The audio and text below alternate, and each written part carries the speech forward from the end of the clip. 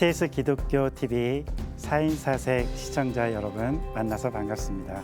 안녕하세요. 오늘 두 번째 강으로 인본주의 교육의 허구라는 주제로 함께 나눔을 갖고 싶습니다. 교육은 중립적이다. 동의하시나요?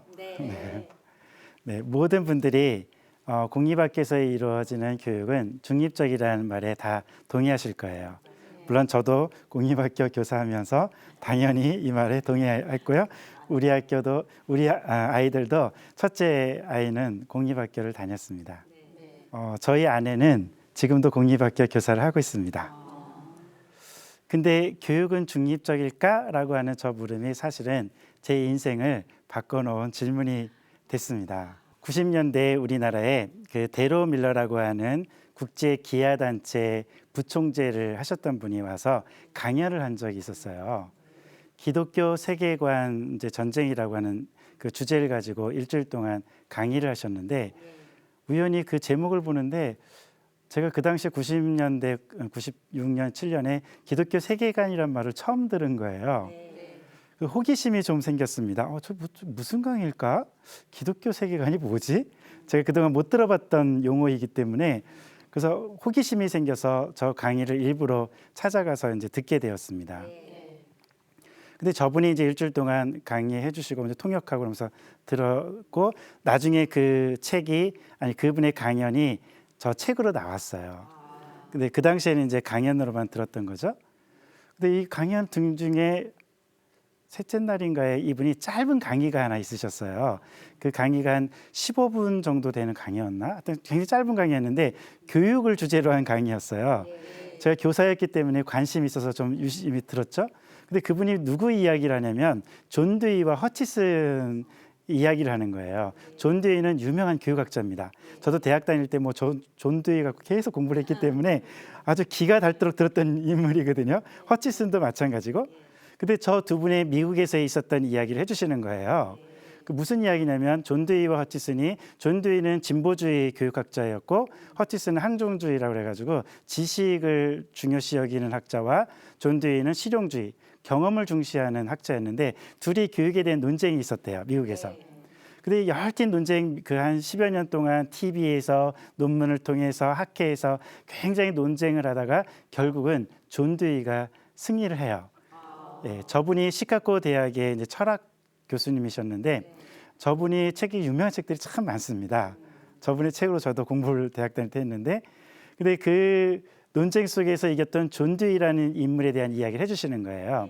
존 데이는 진보주의 교육학자였고 인본주의 교육학자였습니다. 그리고 이분이 시카고 대학에서 있으면서 좋은 책들을 많이 쓰시다가 거기서 실험학교를 하나 해요. 본인의 교육 사상을 실제로 학교를 만들어서 실험을 해보죠. 물론 이제 실패를 하긴 했지만 그게 굉장한 그 사람들한테 인정을 받아서 이분이 이제 나중에 콜롬비아 대학으로 가고 거기서 교수를 하시면서 교육학 그 부학장인가요? 그렇게 하시면서 교육학적으로 많은 영향을 또 미치세요. 그리고 그분의 제자들이 그 콜롬비아 대학이 우리나라로 치자면 교원대와 같이 교사를 길러내기도 하고 교사들을 재연수시키는 학교거든요. 그러니까 전 세계에 있는 교사들과 미국에 있는 교사들이 다 거기 와서 교육을 받게 되어져요. 그러니까 존 데이가 거기서 자기의 그 교육적 사상을 가지고 사람들을 키워내죠. 그리고 흩어지게 만든 겁니다. 근데 그 흩어진 제자들이 미국뿐만이 아니라 우리나라 전 세계로 흩어지게 된 거예요. 왜냐하면 40년대, 50년대에 존 데이가 거의 교육학의 흐름을 좌지우지했던 분이거든요. 그 인본주의 교육의 영향을 받은 사람들이 각 나라의 인본주의 교육을 한 거거든요. 그러면서 이분이 이런 얘기를 하시는 거예요. 이제 이렇게 간단하게 설명하시고 질문을 하셨어요. 그 질문이 뭐냐면 여러분, 저 존 데이와 허치슨은 두 분 다 기독교 학자들이 아닙니다. 두 분 다 기독교와 상관없는 분들입니다. 그런데 그 당시에 그 기독교 학자들은 저 논쟁을 하고 있는 동안 뭐 하고 있었을까요? 이게 질문이었던 거예요. 저도 곰곰이 생각해봤죠. 뭐 하고 있었을까 진짜. 근데 이분이 뭐라고 말씀하시냐면 그분들은 교회에서 찬양하고 예배드리고 있었다라는 거예요. 물어봤다라는 겁니다. 당신들은 왜 이 중요한 논쟁에 참여하지 않았습니까? 아니, 저 세상 사람들이 하는 일에 우리가 왜 끼어드냐? 저 사람들 어차피 진리를 몰라서 저렇게 하는 것이니 나는 끼어들 필요를 못 느꼈다. 나는 교회 가서 하나님을 예배하고 신실한 기독교인으로서 내 신앙을 잘 지켰다. 그것이 더 중요한 것이 아니겠느냐? 이렇게 이야기를 한 거죠. 근데 결과는 어떻게 결과를 만들어냈냐면 이렇게 교회 다녔던 크리스찬 학자들이 세상을 이분법적으로 본 거잖아요. 교회와 세상을 분리해서 생각을 한 거거든요. 그 결과 어떤 결과가 되어지냐면 미국은 인본주의 교육을 평정합니다. 이외의 모든 국가 교육 과정은 인본주의 교육이 꽉 잡아요. 그 결과 우리가 잘 알고 있는 것처럼 미국에서는 더 이상 학교에서 신앙교육을 하지 못하게 됩니다. 케네디 대통령 때 법으로 그걸 만들죠. 교육학적으로 이런 합의가 되어지니까 법을 만드는 건 쉬운 겁니다. 법이 만들어지니까 그 이후부터는 본인이 원하든 원하지 않든 저걸 가르칠 수가 없게 되어지는 거예요. 기독교 교육을 더 이상 공립학교에서 할 수 없다는 거죠. 이 의미 속에는 아까 질문이 굉장히 중요한 질문입니다. 공립학교 교육은 중립적인가? 모든 사람들이 중립적이라고 생각한다라고 하면 더 이상 공립학교에서 기독교 교육이 들어갈 자리는 없는 겁니다. 우리 아이들에게 신앙교육을 할 자리가 없어지게 되어지는 거예요. 왜냐하면 신앙은 사적인 영역이라고 보는 거거든요. 믿음 있는 사람은 교회에 가서만 예배 드리라는 겁니다. 근데 실제적으로 우리 하나님은 어떠신 분이죠? 온 우주 만물을 창조하신 창조자이십니다. 이분이 과연 교회만 창조하셨을까요? 그렇지 않거든요. 교육, 문화, 정치, 경제, 과학 모든 것들은 다 하나님의 것입니다. 하나님이 창조한 것이거든요. 그렇다고 하면 이 모든 것들은 하나님의 통치 아래 있어야지 되는 거거든요. 교육이라고 하는 영역이라고 해서 예외가 아닙니다. 교육도 역시 하나님의 통치 아래 있어야 되는 거예요. 다만 이들이 가지고 있는 전제가 있다는 걸 우리가 이해해야 된다는 겁니다. 공립학교에서 이루어지는 교육도 전제를 가지고 있는 거예요. 그걸 설계한 사람들의 신념이 거기에 투영되어 있는 거예요. 교육과정이 하늘에서 뚝 떨어지는 게 아니거든요. 존 데이의 경험과 교육이라는 유명한 책입니다. 학생은 자기 자신이 기준이 되어 자기 이상을 세우는 것을 배워야 한다. 학생은 탐험가이며 발견자인데 그의 유일한 권위는 자기 자신이다. 너무 멋진 말이에요. 왜냐하면 인본주의 관점에서 보면은 네가 네 인생의 주인이다라는 거잖아요. 이거 지금 우리가 많이 듣고 있는 말이거든요. 실제로 우리 청소년들에게도 네가 네 인생의 주인이니까 네 스스로 결정하고 네가 주인으로서 너의 행복을 찾아가라고 우리 많이 권면하잖아요. 이 자체가 문제가 있는 건 아니죠. 근데 이게 어디로 연결이 되냐면 자기 자신이 기준이 되기 때문에 그 기준이 되는 하나님의 말씀과 계시가 더 이상 설 자리를 잃게 되어진다는 겁니다. 전제라는 건 이런 겁니다. 만약에 이거를 딱 전제로 받아들이는 순간 우리는 어떤 게 밀려나게 되어지냐면 절대 계신 하나님의 말씀의 설 자리는 더 이상 이 교육에서는 설 자리가 없게 되어지는 거예요. 이게 전제의 힘이거든요. 이걸 좀 더 구체적으로 살펴보면 인본주의의 전제는 크게 세 가지로 우리가 나누어서 생각해 볼 수가 있습니다. 첫 번째는 인본주의 교육들은 우리 보통 공립학교가 인본주의 교육이라고 하거든요. 이 인본주의 교육은 개인의 사적인 경험을 강조한다는 거예요. 이 말은 무슨 말이냐면 초월적 가치를 인정하지 않는다는 겁니다. 우리가 실제로 경험으로 입증해낼 수 있는 것만 진리라고 보는 거잖아요. 그렇기 때문에 신앙처럼 말씀처럼 우리가 경험으로 입증할 수 있는 것들이 아니거든요. 하나님이 계시로 우리에게 은총으로 우리에게 허락하시는 것들인데 이것들은 우리의 경험으로 다 증명할 수가 없기 때문에 더 이상 진리라고 보지를 않는다라는 거죠. 이렇게 되면은 인간은 자기가 자기 인생의 행복을 추구하는 것만이 인생의 목적이 될 수밖에 없습니다. 내가 경험으로서 내가 입증할 수 있고 이 경험이 행복으로 연결될 수 있는 것만이 진리인 것이거든요. 그래서 우리는 학생들에게 이렇게 자기가 말씀 절대 진리와 독립하여 자기 자신의 경험을 추구하는 교육을 시켜가야 된다는 것이 인본주의 교육의 첫 번째 전제라는 거예요. 두 번째 인본주의 전제는 개인의 자율성을 강조한다는 겁니다. 이걸 좀 더 쉽게 이야기하면 인간의 합리적인 이성이 절대 가치라고 보는 거예요. 합리적 이성, 합리적으로 이성적으로 생각할 수 있는 것만이 우리가 절대 가치라고 보는 거죠. 우리가 자유주의 신학의 문제점은 인간의 이성으로 신학을 보려고 하기 때문에 심지어는 예수님이 예를 들면 물 위에서 걷는다. 인간의 합리적 이성으로 설명이 될까요? 안 되죠. 그러면 어떻게 주장을 할 수밖에 없냐면 성경에서 이걸 빼자라고 주장하게 되는 거거든요. 이건 인간의 합리적인 이상으로 증명할 수 없는 거니까 이건 우리가 논할 가치가 없는 거다. 사적으로는 니들이 마음대로 얘기해라. 그러나 절대적인 가치에서는 이거는 받아들일 수가 없다. 이런 게 자율성을 강조한다는 의미거든요. 합리적 이성이 아닌 절대적인 진리가 존재할 수가 없게 되어지는 거죠. 마지막 그 강조는 진리를 상대적으로 이해한다는 겁니다. 흔히 요즘 시대를 우리는 포스트 모더니즘 시대라고 합니다. 이거는 모든 것이 다 상대적이라는 거예요. 내가 진리라고 생각하면 그게 진리다. 이게 포스트 모더니즘의 모토이거든요. 그러니까 내가 진리면은 나도 진리고 진리시고 다 진리가 되는 거예요. 내가 좋아하고 내가 주장하는 거면. 더군다나 그게 나의 행복을 추구할 수 있는 거라면 더더욱 이거는 남이 타치할 수 없는 진리가 되는 거예요. 이게 절대적인 기준과 진리가 무너지면은 어떤 문제가 생길까요? 가치를 구분해낼 수 있는 기준이 없어지기 때문에 아까와 같은 도덕적으로나 또는 인격적으로 무엇이 옳고 그름이 경계가 무너지기 때문에 죄와 죄가 아닌 것들의 경계가 무너지게 되어지고 그러면 결국 남는 거는 내가 행복하고 내가 쾌락을 누릴 수 있고 나에게 좋은 것이 진리이기 때문에 그것을 추구하는 삶이 되어지고 그러한 삶이 어떤 사회를 만들어낼지는 우리가 잘 알 수 있다는 겁니다. 이런 사회에서는 세속적인 가치가 이 사람의 방향이 될 가능성이 높습니다. 첫째 강의에서 제가 욕망이라는 이야기를 했는데 삶의 가치와 방향이 그런 방향을 향할 수밖에 없게 되어진다는 거예요. 이렇게 본다면 인본주의가 중립적이라고 말할 수 있을까요?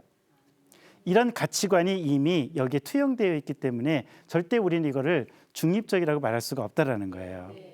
두 번째, 우리 인본주의 교육이 이루어지고 있는 우리 학교를 한번 생각해 보고 싶습니다. 우리 학생들에 대해 질문을 해봤습니다. 학교하면 떠오르는 말들을 쭉 적어보는데 굉장히 많은 말들이 나오는데 제일 많이 나오는 말 4가지만 지금 정리해 온 겁니다. 첫 번째, 학생들에게 물어보면 학생들은 학교는 지루한 곳이라고 합니다. 왜냐하면 왜 학교가 지루한 곳이냐면요, 내가 배우고 싶은 것을 배우지 않아요. 왜냐하면 이미 교과서에 있는 걸 그냥 선생님이 강의를 하는 거예요. 원하든 원하지 않든 그냥 앉아서 들어야 돼요. 만약에 거기서 선생님 저는 듣기 싫은데요 이렇게 이야기하면 그 친구는 바로 아웃입니다. 선생님 눈 밖으로 나는 거예요. 걔 학교 생활은 편할 리가 없죠. 그럼 내가 학교 생활 편하게 하기 위해서라도 그냥 앉아 있는 거예요. 정 앉아 있기 힘들면 어떻게 하는 겁니까? 그냥 엎드리는 거예요. 왜냐면 이거 나에게 전혀 흥미 있는 것이 아니에요. 그런데도 들어야 되는 거예요. 그러니까 학생들의 이미지 속에는 학교는 지루한 곳이라고 하는 이미지가 있어요. 사실 지루한 곳이 안 되려고 하면 어떻게 하면 될까요? 바깥으로 좀 내보내면 되거든요. 네, 바깥으로 좀 내보내면 돼요. 근데 바깥으로 내보낼 수가 없죠. 내보내면 학부모님들이 가만히 있겠습니까? 우리 아이들 대학은 어떻게 보내시려고 그러시나요? 당장 항의가 들어오겠죠. 물론 옆에 있는 학생들도 아마 항의를 할까요? 저 공부해야 되는데요. 이렇게 항의하는 친구들이 있을지도 모르겠습니다. 그 소수의 친구들은 좋을지 모르지만 대부분의 친구들은 지루한 거죠. 두 번째, 학교는 경쟁하는 곳이라고 하는 이미지가 아주 강하더라고요. 왜냐하면 이게 초, 중, 고로 올라가면 올라갈수록 우리나라 제2의 종교라고 하는 뭐가 딱 버티고 있습니까? 수능, 대학 입시가 있잖아요. 그러니까 이게 올라가면 올라갈수록 대학 입시가 있기 때문에 이게 줄 세우기 교육을 할 수밖에 없어요. 특히 고등학교 같은 경우에는 대학에서 요구하는 대로 1등급에서 9등급까지 쫙 줄을 세웁니다. 1등급이 몇 %죠? 4%. 100명 중에 4명. 우리가 보통 한 학급이 30명이니까 30명 중에 1명. 그러니까 반 1등 아이만 1등급이에요. 30명이라고 하면. 2등급은 약 11%니까 약 2명에서 3명 정도. 3등급까지 우리가 보통 본다면 한 뭐 30% 이내니까 한 10명 이내. 그러니까 이 10명 이내 애들이 아닌 나머지 애들은 학교에서는 네, 투명 인간이죠. 너희들은 갈래면 가고 말래면 말고. 이런 현실에서 우리 아이들은 어떤 좌절감을 느낄까요? 큰 아픔을 느낄 수밖에 없다라는 겁니다. 그 한 명 외에 나머지 아이들은 다 좌절감 느끼는 거예요. 그런데 그 한 명조차도 좌절감을 느껴요. 왜냐하면 그 1등급이라는 건 고등학교 1, 2, 3학년 전체가 1등급이 1등급인 거거든요. 한 번도 그 1등을 놓치면 안 되는 거잖아요. 1등 했다 5등 하면 바로 1.5등급, 2등급 떨어지게 되는 거거든요. 그러면 1등한 그 아이조차도 행복하지 않다라는 겁니다. 결국은 우리 아이들은 이 경쟁 속에서 사회화시키면서 모두가 아파하는, 그리고 모두를 경쟁자로 만들고 모두를 나의 적으로 돌리는 이러한 그 현실 속에서 아이들이 지내고 있기 때문에 아이들의 이미지 속에는 학교는 그냥 경쟁하는 곳이다, 이런 이미지를 갖고 있다는 거죠. 학교는 시키는 대로 하는 것이다. 이건 말할 것도 없죠. 시키는 대로 안 했다가는 내 내신 점수가 어떻게 나올지 장담할 수가 없잖아요. 그러니까 선생님한테 질문도 못하는 것 같아요. 어떻게 보면 괜히 내가 이 질문했다가 친구들한테 눈총 받고 선생님한테 눈총 받을까 봐 시간 낭비한다고. 그러니까 그리고 학교는 똑같은 사람을 만드는 곳이다. 뭐 제가 설명 안 해도 잘할 것 같습니다. 이걸 한마디로 저는 어떤 형태로 생각하냐면 피라미드 교육을 시키고 있는 것이 우리나라의 교육이라는 생각을 해봅니다. 피라미드처럼 꼭대기에 있는 몇 아이 있고 밑으로 갈수록 많아지잖아요. 꼭대기에 있는 몇 아이들만 위한 교육이죠. 나머지 아이들에게는 해당이 없는 교육이에요. 그러면은 이 나머지 아이들이 정말 무가치한 학생들일까요? 본인들이 느끼고 있는 것처럼 본인들은 루저라고 느끼거든요. 나는 루저라고 하는 그 아이들의 그 인생과는 맞는 것일까요? 아니거든요. 우리 모든 사람을 하나님의 형상으로 창조했거든요. 그렇다면 우리 모든 아이들은 독특한 자기의 은사와 재능이 있다는 겁니다.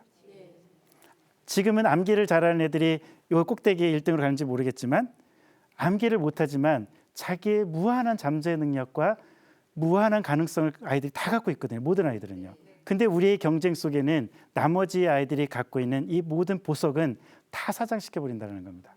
그리고 스스로를 실패자로 만들게 하고 스스로를 인생의 포기자로 만들고 있다는 거예요. 그렇다면 우리의 교육들이 어떤 방향으로 가야 될까? 기독교 교육은 그렇지 않잖아요. 한 명 한 명들이 독특한 아이들의 하나님 형상으로 인정하고 인격적으로 존중해서 그 아이들이 각자가, 그래서 저는 기독교 교육은 피라미드 교육이 아닌 네트워크 교육이라고 말을 합니다. 이게 맞는 말인지는 모르겠습니다. 저도 처음 쓰는 말들이기 때문에. 여튼 네트워크라는 건 어떤 의미죠?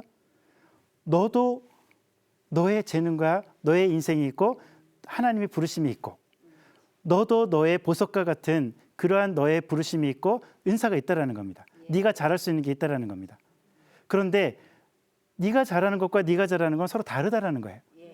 그렇다면 둘은 경쟁하는 관계가 아니라 서로를 협력해서 함께 만들어 간다라고 하면 너희 둘은 더 빛난 결과를 만들 수 있다라는 겁니다. 이런 관점을 갖게 해주는 게 네트워크형 교육이고 그게 기독교 교육이거든요. 한 사람 한 사람을 독특한 하나님의 인성으로 인정해주고 그렇게 끌어가려고 한다는 거죠. 지금 우리가 4차 산업혁명 시대라고 하는 이야기를 많이 합니다. 지금 어디까지 가 있냐면 AI 로봇이 의학 수술까지도 할 수 있는 그런 시대에 와 있잖아요. 네. 뭐 지금 뭐 AI 또는 코딩이라든지 지금 여러 가지 관련된 빅데이터 문제라든지 크라우딩 이런 부분들은 이미 이제 생소한 말들이 아니에요. 우리 사회에서 이미 성큼 다가와 있는 거예요. 그런데 애석하게도 교육에는 이게 성큼 안 다가와 있다는 거예요. 여전히 우리 교육은 피라미드 교육을 하고 있습니다. 4차 산업혁명 시대라고 말하는 이 시대는 더 이상 우리 세대가 살아왔던 그 고성장의 그런 사회가 아니라는 겁니다. 지금 우리 사회는 이미 고성장 시대 팽창 그 사회를 지나서 저성장 시대로 지금 성큼 와 있거든요. 이미 우리는 팽창하는 사회에 살고 있지 않아요. 수축하는 사회에 살고 있거든요. 그렇기 때문에 이런 학벌이라든지 이런 것들이 학생들에게 성공을 보장하는 시대가 이미 아닙니다. 사실은. 그걸 떠나서라도 교육이라는 측면에서만 보더라도 4차 산업혁명 시대가 요구하는 인재는 사실은 어떤 인재를 요구하고 있냐면 융합형 인재를 요구하고 있는 시대거든요. 이제는 자기 혼자만의 능력으로 무엇인가를 해내는 시대가 이미 지나가고 있다는 것은 다 알고 있는 사실이에요. 그렇다면 우리는 아이들에게 어떤 교육을 시켜야 되냐면은 아까 말한 네트워크를 통해서 사람과 사람과의 관계를 만들어가면서 서로 협업해서 자기가 가지고 있는 것과 다른 사람이 가지고 있는 것을 융합해서 새로운 것들을 만들어낼 수 있는 그런 창의적인 사람들이 필요한 시대라는 겁니다. 그런데 이게 지금 수능이라고 하는 이 교육만 추구하고 있는, 이 경쟁을 추구하고 있는 이런 교육에서는 해낼 수가 없다라는 거예요. 답이 없다라는 겁니다. 빨리 변화가 되어지는데 이 교육의 몸집이 지금 우리나라는 공교육의 몸집이 너무 커졌어요. 덩치가 너무 커져서 방향 바꾸기가 너무 힘들어요. 이거 바꿔야 된다는 건 누구나 다 압니다. 교육부도 알고 있고 선생님들도 알고 있고 학자들도 알고 있고 만나면 다 그런 얘기를 해요. 4차 산업혁명 시대에 맞는 교육으로 바꿔야 된다. 이 이야기를 안 하는 사람이 저는 한 명도 만나보지 못했어요. 저거 대비하지 못하면 우리나라 교육의 미래가 없다라고 누구나 다 얘기를 합니다. 이걸 벌써 몇 년 전, 아니 뭐 10년 전부터 이 얘기를 계속 해왔어요. 그런데 안 바뀌어요. 왜냐하면 덩치가 너무 커요. 그리고 너무 기득권이 너무 커요. 사교육 시장이라든지 이 기득권들, 관련되어 있는 기득권들이 너무 크기 때문에 아이들을 위해서 교육을 바꿔갈 생각조차를 못하는 겁니다. 아니 생각을 해도 힘이 없는 거예요.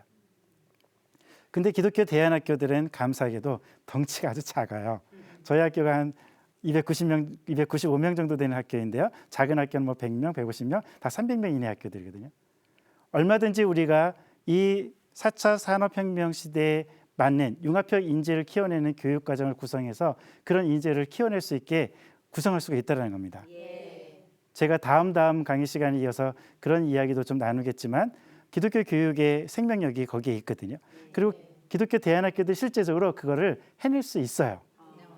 지금 우리 교육은 한 사람을 가졌을 때 똑같은 속도로 똑같은 공간에서 똑같은 과제를 하는 교육을 계속해서 시키고 있다는 거예요.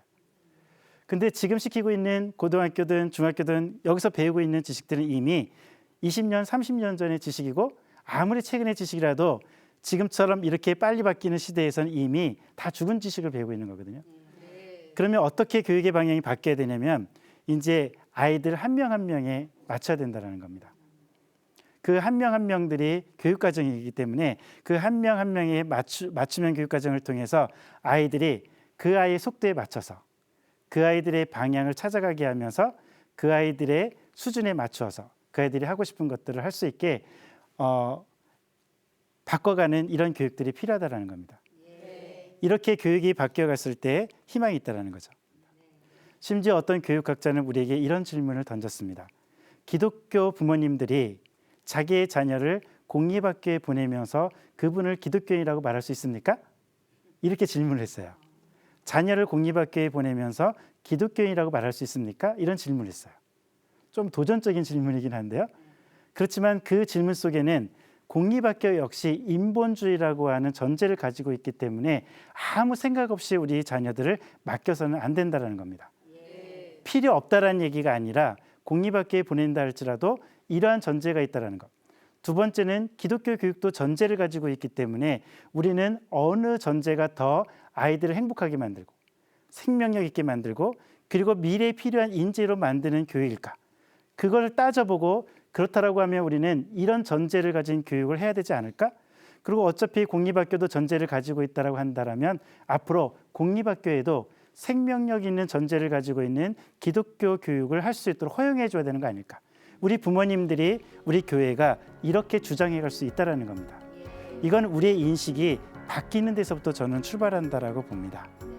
저는 감히 소망해 봅니다. 우리 교회와 기독교 학부모님들이 이렇게 기독교 교육의 전제와 인본주의 교육의 공립학교의 전제를 서로 논하고 우리 이렇게 생명력 있는 기독교 교육으로 바꿔갑시다. 이런 운동이 우리 사회에서 꼭 이루어졌으면 좋겠습니다. 응원해 주십시오. 감사합니다.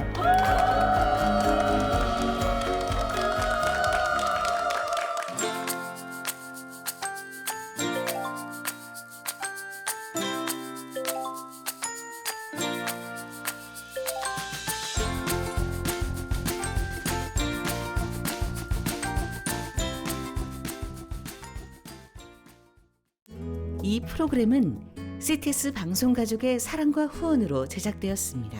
후원 전화 02-6333-1003번, ARS 060-808-1004번으로 전화 주세요.